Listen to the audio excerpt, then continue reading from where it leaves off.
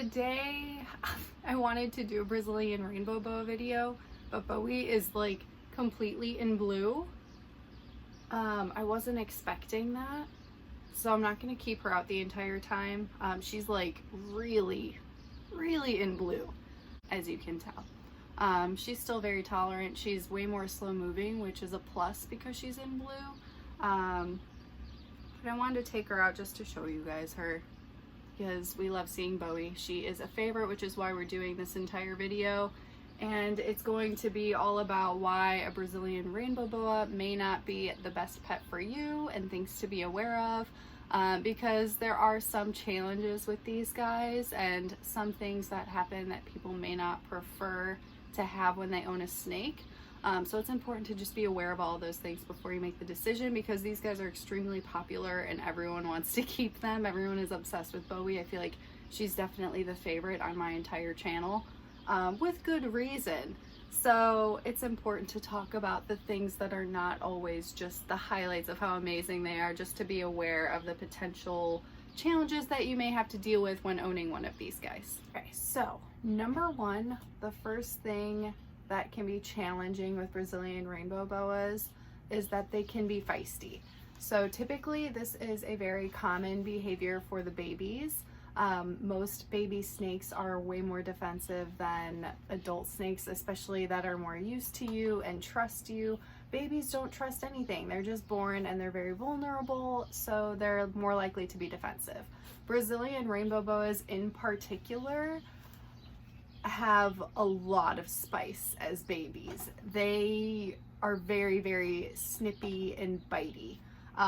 So this can really turn off a lot of people that don't want to deal with that. For me, when I got Bowie, I wanted a snake that was calm and tolerant, because I wanted my first like really good snake experience, because I had gotten a ball python and it gave me a terrible experience. And then I met Bowie and she was just one of those babies that was very tolerant and was always used to people. And that's why I got her in the first place, because I was like, this is the experience that I want.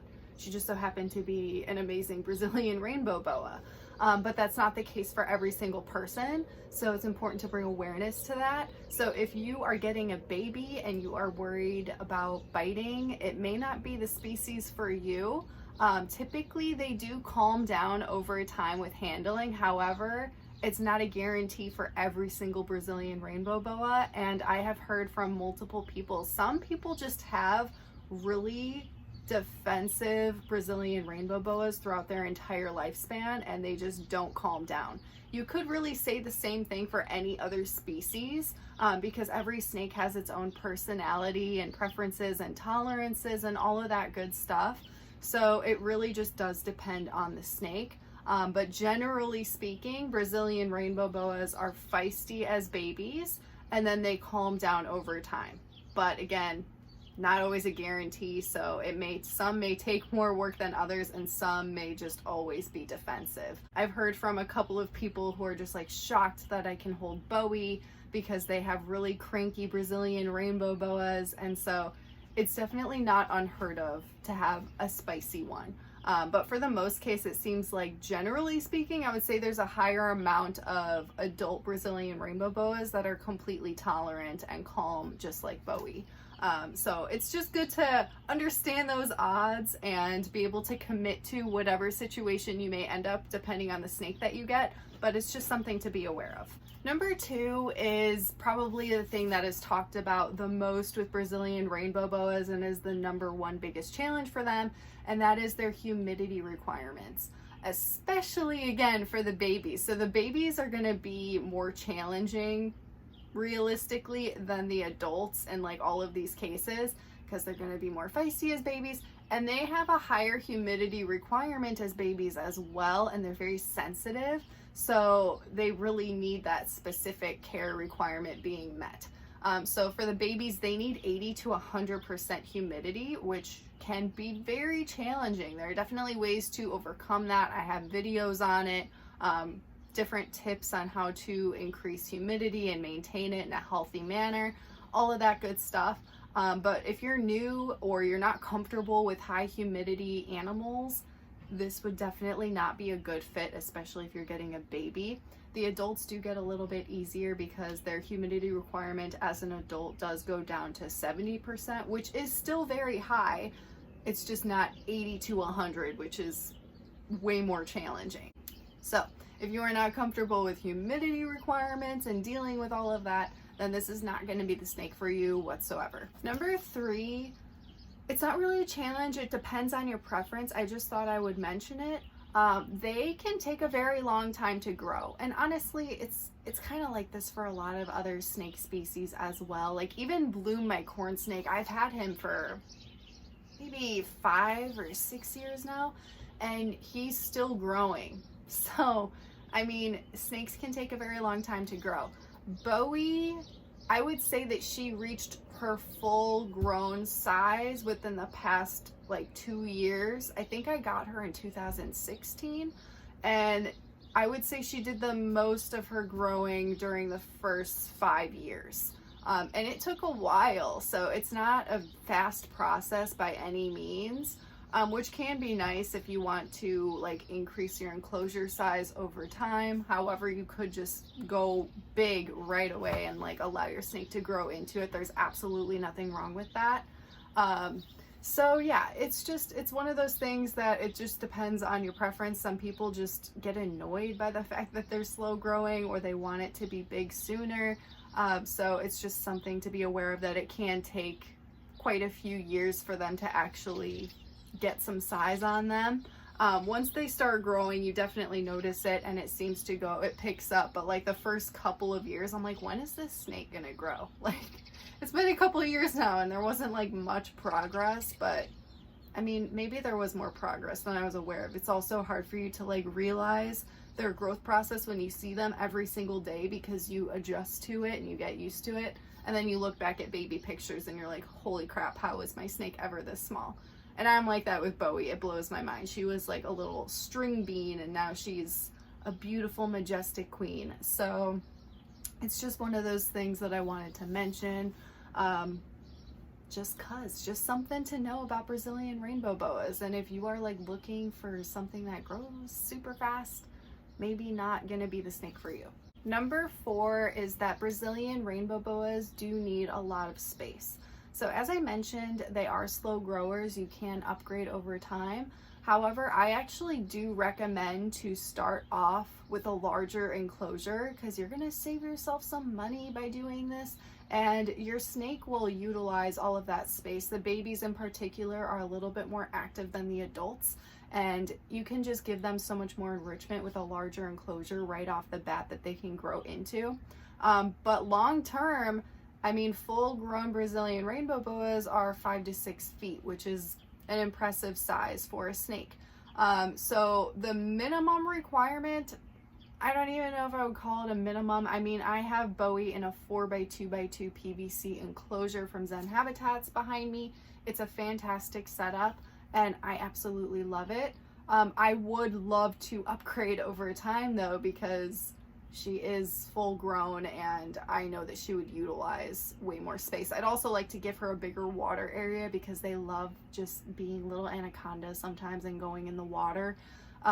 So that's just another feature I would like to add on. What's cool with the Zen Habitat enclosures is that they do offer extension kits. Also, new information, they have extension kits for the original enclosures, and they have the Meridian enclosure extension kits out now as well. So you can build on in length and depth as much as you want with those extension kits. I just don't have space. That's what's lacking here. I would have to move.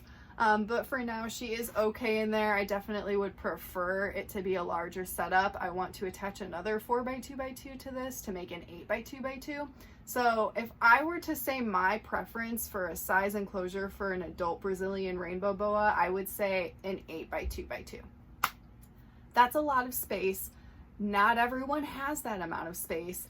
So it's just something I wanted to mention, because it may not be a good fit for you if you don't have the space, or you're not willing to do that in the long term. A lot of people will get these snakes again like as babies, and they're so significantly smaller, and if they don't realize the size that they get as an adult, They just may not be aware that this animal is going to require way more space over time. So it's a big commitment. It's something to definitely be aware of before you get one of them, and it can be a challenge. So that is why I had to mention it, because it may not be a good fit for you if you don't want to have a really large enclosure for your setup, for your boa, because they're gonna need it. They deserve it. Number 5, I don't really think it's a specific Brazilian rainbow boa behavior. It's something I've noticed with mine. So something that's really great about them is that they are fantastic eaters. They are not one to pass up a meal. They will eat forever. They love their food, which is a plus. However, they can be a little overly excited, and it can turn into food aggression. So if they think they're being fed, they may be like striking at you in the moment. If that scares you, honestly, it may not be a good idea to own any snake, because a lot of snakes can get very excited. That's why I'm saying I don't think it's just a Brazilian rainbow boa thing. It could be just any type of snake. It's a personality thing. It's just they're excited for their food. There's easy ways to deal with this if you're worried about your snake mistaking you for food or whatever. That's why I like to mist down the enclosure. I specifically only feed at night, only handle during the day. I mist her down before I handle her, so that way she gets out of that like feeding mentality and she goes more into like a flight mode, and then I can take her out. Those little tips really do go a long way. But every now and then I'll come into this reptile room at nighttime and go to spray the enclosure, and it's dark. Sometimes I don't even see where she's at, and then there is a head lunging at me with all those teeth because she thinks she's being fed. And I'm like, no girl, not tonight.